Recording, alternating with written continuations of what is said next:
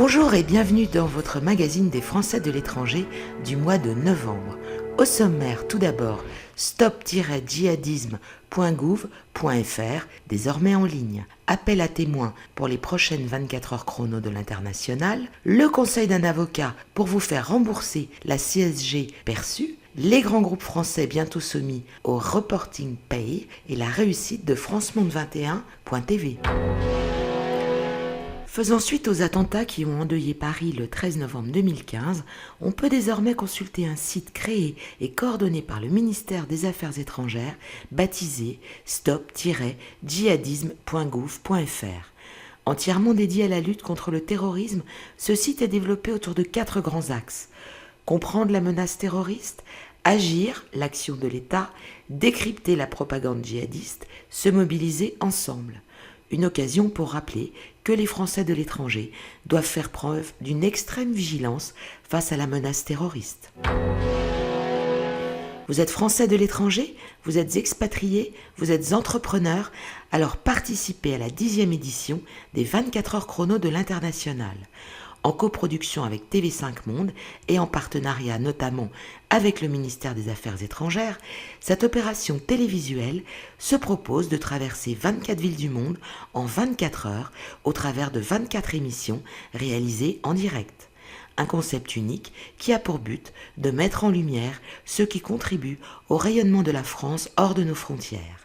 Si vous résidez dans l'une des 24 villes qui seront traversées les 19 et 20 janvier prochains, n'hésitez pas à revenir vers nous et témoigner de votre expérience. Pour toute information sur le sujet, contactez-nous en nous adressant un email à info@mondissimo.com. Français de l'étranger, regardez cette interview de Charles-Henri Chenu, avocat et conseiller du commerce extérieur, qui vous conseille pour le remboursement de la CSG perçue au titre des revenus sur des biens immobiliers détenus en France depuis janvier 2013. Français de l'étranger, vous payez trop d'impôts. Faites-vous rembourser par l'État. Le slogan claque, certes, l'accroche est facile, c'est évident, mais tout cela n'est pas dénué de sens. Retour en arrière et explication de texte.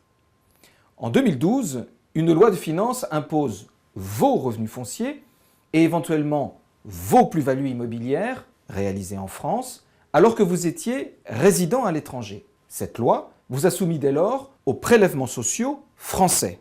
Or, 3 ans après, en 2015, la Cour de justice des communautés européennes dénonce cette pratique et décide que cette imposition n'est pas valable. Et le Conseil d'État français d'abonder dans ce sens, déclarant que les non-résidents ne peuvent subir de tels impôts, ces fameux prélèvements sociaux sur vos revenus fonciers, si les assujettis ne relèvent pas du régime français de sécurité sociale, ce qui est majoritairement le cas des Français de l'étranger.